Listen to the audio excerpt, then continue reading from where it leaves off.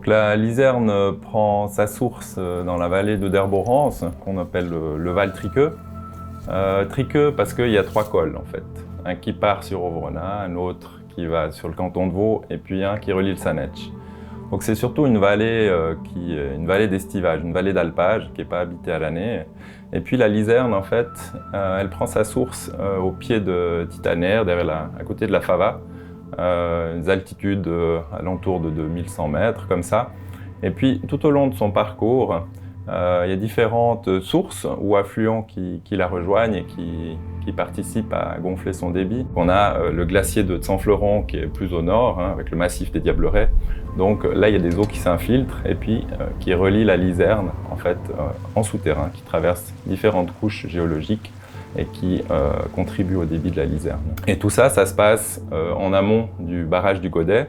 Donc la Lizerne, elle est aussi utilisée par différents secteurs. On a l'hydroélectricité. Alors la digue du Godet elle a été construite entre 1972 et 1974, donc à peu près 12 et 14 ans après la mise en service de la centrale ici à Ardon, parce que c'est vrai que sinon c'est un aménagement hydroélectrique 100% en fil de l'eau. Alors, avec la construction de cette digue, ça a permis d'avoir une possibilité de stockage, mais malgré tout réduite, pour obtenir environ 650 000 m3 d'eau qu'on peut gérer en fonction des besoins en turbinage. À certains mois de l'année où il manque l'électricité l'hiver, on pouvait ouvrir le barrage et donner de l'eau.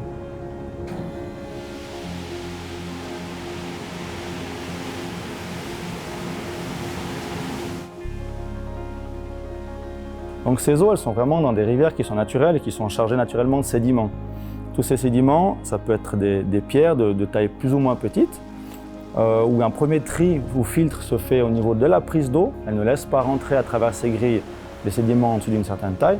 Par contre, les particules les plus petites vont quand même rentrer dans ces canalisations, et pour pas qu'elles soient acheminées à travers la galerie d'amener, la conduite forcée et ensuite les machines Pelton, on doit faire un autre tri de ces particules.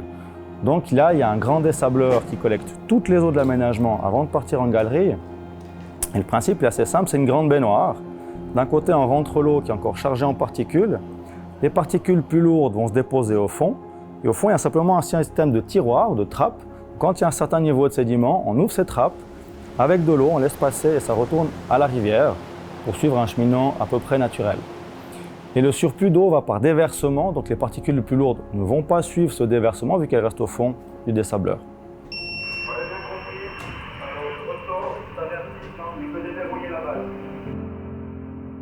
Alors, je suis rentré à l'usine le 1er juin 1959.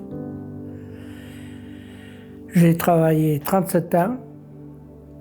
J'ai quitté l'usine le 31 janvier 1996 et je suis maintenant dans ma 26e année de retraite. J'ai participé au montage des machines qui étaient très imposantes au début. Moi, comme mécanicien, mécanique générale, j'avais jamais vu des engins si grands.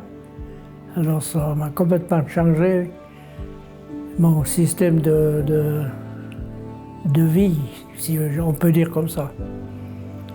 La centrale d'Ardon, on a 2 groupes turbines Pelton de 25 MW chacun, ce qui représente en termes de puissance automobile, si on veut bien, à peu près 65 Porsche GT3 chacun, donc 130 Porsche alignés à pleine puissance pour avoir l'équivalent de cette puissance en termes de machines. Et puis en termes de production annuelle, on se situe autour des 155 gigawattheures, ce qui est à peu près l'équivalent de 25 000 foyers en moyenne par année en Suisse. Les turbines Pelton, elles marchent un petit peu comme une pompe à l'envers, si on veut bien. Ce n'est pas un moteur électrique, mais c'est un alternateur, donc il va produire de l'énergie électrique. Et puis la turbine, elle va transformer l'énergie hydraulique, donc de l'eau, en énergie mécanique, qui ensuite elle est transformée en énergie électrique par l'alternateur. Ensuite, cette roue elle est entraînée par ces jets d'eau, un petit peu comme une éolienne, si on veut bien, mais vraiment sur l'aspect hydraulique. Et puis là, on a un débit d'installation pour chaque machine d'à peu près 3,7 mètres cubes par seconde de débit.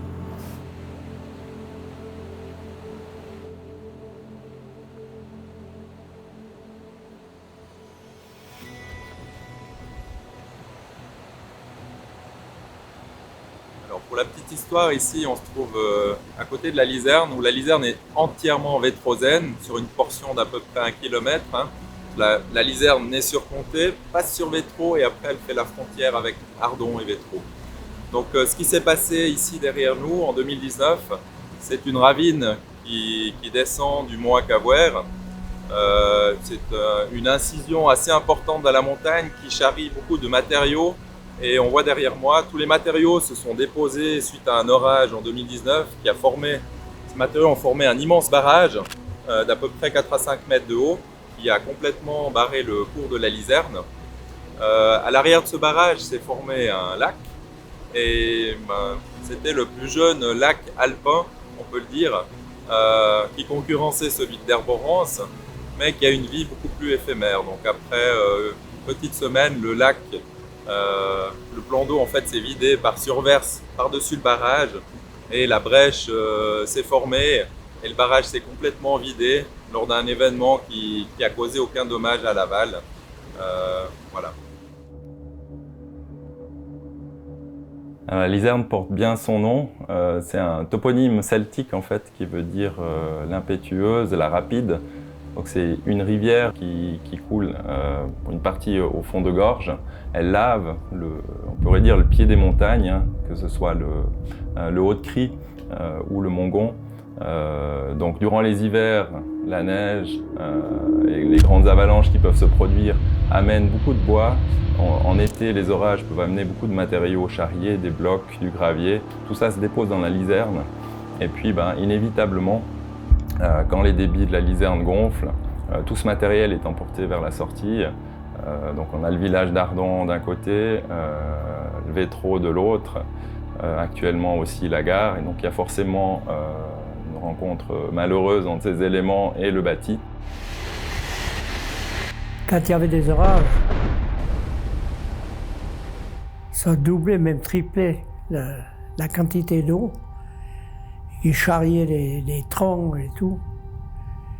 Alors, ça a toujours passé jusqu'en 1981, où les troncs ont complètement obstrué le pont sous la OCFF et la Lizerne est sortie de son lit.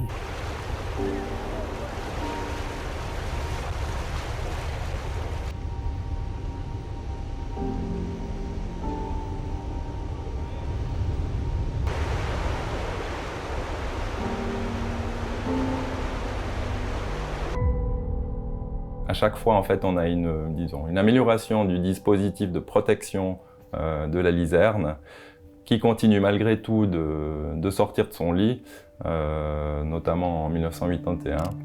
Et puis, c'est pourquoi les derniers travaux qui ont été entrepris, ils sont très récents en fait, ils se sont faits en 2013-2016. Donc si on regarde la Lizerne en fait, à la sortie des gorges d'Ardon, on remarque qu'en fait la pente diminue. Donc forcément, en fait, la capacité de transport de matériaux de la rivière diminue aussi. Et le point faible se situe à la gare d'Ardon parce qu'il y a une cassure de pente. Tous les matériaux se déposent là et en plus on a le pont de la voie de chemin de fer qui diminue le gabarit hydraulique. Donc ce point faible a été résolu justement par les derniers travaux. En plus, un dépotoir, donc un ouvrage de rétention des bois et des matériaux a été aménagé à la sortie des gorges. On peut le voir en amont de l'usine hydroélectrique. Et tous ces travaux font que, en principe, on n'est jamais à l'abri de gros événements, mais les événements d'obstruction du pont par des bois, etc., ne devraient plus se passer dans le futur.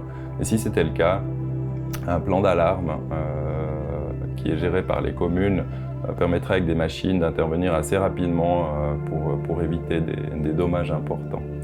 Donc on a dit que la Lizerne était une rivière impétueuse, tumultueuse, avec beaucoup d'apports des ravines latérales. Et c'est pourquoi à la fin de chaque hiver, en fait, il y a un survol qui est fait de la vallée pour voir si les dépôts d'avalanche sont trop importants et si un nettoyage en fait, des bois est nécessaire pour éviter un blocage, une obstruction à l'aval. À la sortie des gorges, à Ardon, la Lizerne est un peu un carrefour des eaux. On a différentes utilisations de l'eau et puis on a un coup d'œil assez magnifique sur ces parois, ce verrou rocheux. C'est clair que c'est une vallée perchée, le vallon de Derborance, qui est un peu un héritage de la force glaciaire qui s'est exercée sur cette vallée et sur les nappes de charriage.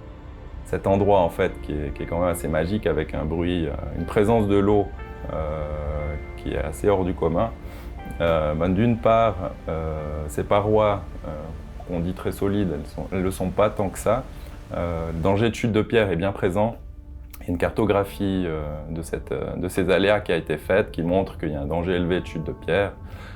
D'ailleurs, ceux qui y vivent, ceux qui travaillent à côté le savent très bien. Il y a des filets de protection par pierre pour la centrale hydroélectrique. Il y a différents aménagements sécuritaires pour ceux qui sont obligés d'y rester. Par contre, d'amener des gens, d'amener du public, je pense qu'il y aurait une part de responsabilité importante s'il arrivait quelque chose. Donc, ça explique le pourquoi du peu de valorisation touristique, je pense, de cet endroit.